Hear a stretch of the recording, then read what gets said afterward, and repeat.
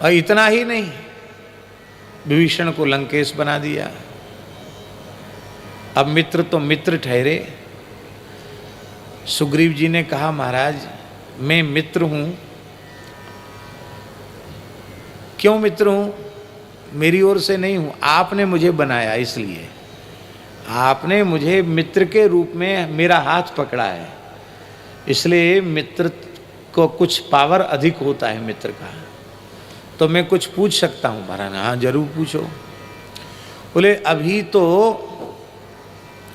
आपकी महिमा को जानकर विभीषण शरण में आए हैं, कहीं आपके प्रभाव और स्वभाव और आपकी अचिंत्य महिमा को रावण समझ गया, जान गया, और रावण आपकी शरण में आ गया, तब आप क्या करोगे? रावण को शरण में ले लोगे क्या? हाँ क्यों नहीं, रावण को भी शरण में ले लूंगा। तो भगवान आपने विभीषण को तो लंका दे दी, तो रावण तो एक प्रकार से बेघर हो गया। अब रावण शरण में आएगा तो उसको कहाँ आश्रय देंगे? तो भगवान हंसने लगे, बोले इसकी चिंता मत करो, मुझे अपने भैया भरत पर पूरा भरोसा है।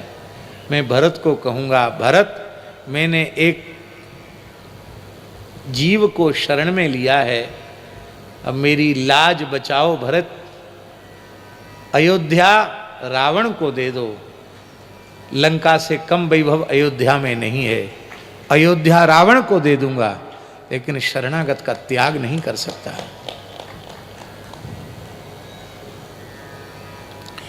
ये है राम जी के आचरण के द्वारा संपूर्ण धर्म का इस धरातल पर अवतरित होना।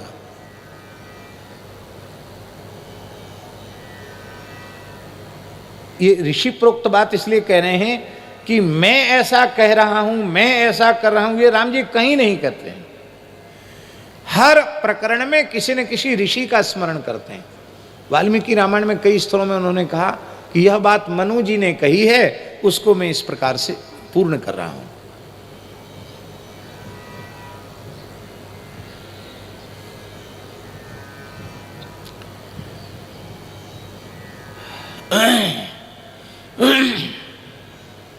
सामान्य धर्म है राम जी का,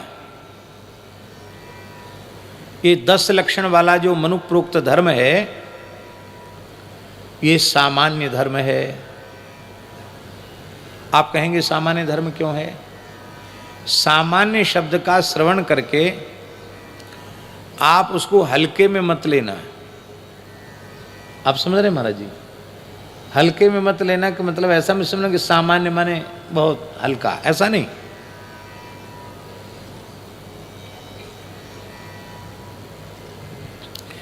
ये सामान्य धर्म भी सर्वथा असामान्य है।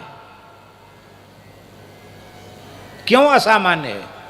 जिसको हम सामान्य कह रहे हैं, ये सर्वथा असामान्य इसलिए है कि इसी सामान्य धर्म ने इस धरती को, सूर्य चंद्र सहित इस पूरे ब्रह्मांड को, 14 भुवनों को, सारी सृष्टि को इसी धर्म ने धारण कर रखा है।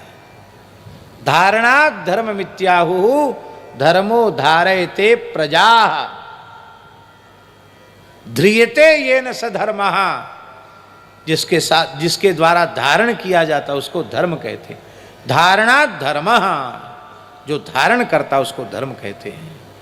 इसका मतलब है ये सामान्य धर्म असामान्य धर्म इसलिए है क्योंकि यह समस्त धर्मों की आधारशिला है।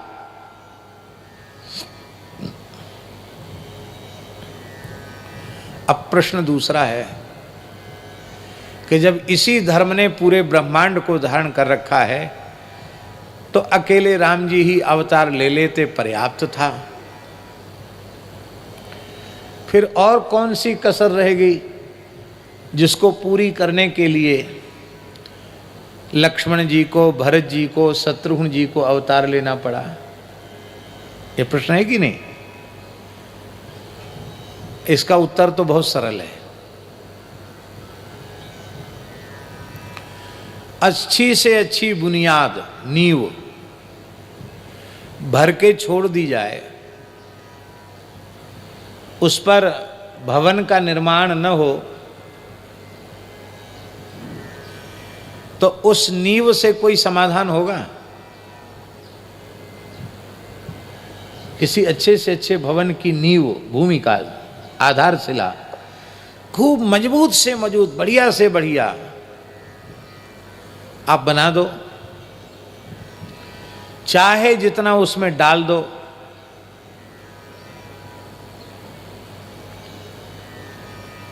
फिर भी समाधान नींव से नहीं होगा, समाधान तो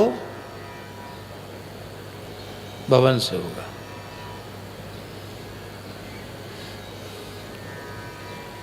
श्री रमण रीति वाले महाराज जी ने एक भवन की नींव डलवाई तो भूमि पूजन हमसे कराया, हमको बुलाया, बोले आपको ही यजमान के रूप में बैठना है, आप यज्ञोपवीतधारी हैं, और काशी से विशिष्ट विद्वानों को बुलाया था। तो शिलान्यास क्या था? एक तरह का यज्ञ था, इतनी कर्मकांड की विधि का विस्तार था, इतना हवन, इतना क्या क्या, इतने मंडल बने थे उसमें। और ईंट जो थी महाराज जी, तो 5 ईंट में कौन सोने की होनी चाहिए, कौन चांदी की होनी चाहिए, कौन तांबे की होनी चाहिए, कौन पीतल की होनी चाहिए, कौन जस्ता की होनी चाहिए, तो वो शास्त्र में जैसी ईंट लिखी है, जितने वजन की लिखी, उतने वजन की सब सोने चांदी की ईंटें थी, और सब जमीन में डाल दिया गया।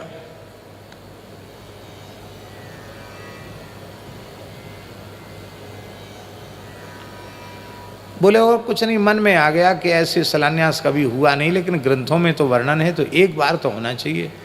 ब्राह्मणों को भी दक्षिणा, बहुत अधिक दक्षिणा थी ब्राह्मणों को, हम उसके यजमान थे। लेकिन चलो, अब कितनी कीमत थी ईंटों की तो हम नहीं कह सकते, लेकिन क्या उस भूमि से, उस शिलान्यास से समाधान हुआ? समाधान तो तब हुआ जब उस पर विद्यालय बन के खड़ा हुआ, उस पर निवास बन के लोगों के तैयार हुए, तो समाधान हुआ। तो केवल सामान्य धर्म 10 लक्षण जो धर्म के हैं उनसे ही पूरा समाधान नहीं है। इस नींव के ऊपर एक भागवत धर्म का, एक निष्काम प्रेम का मंदिर बनना चाहिए। और वो निष्काम प्रेम का मंदिर कौन बनाएगा?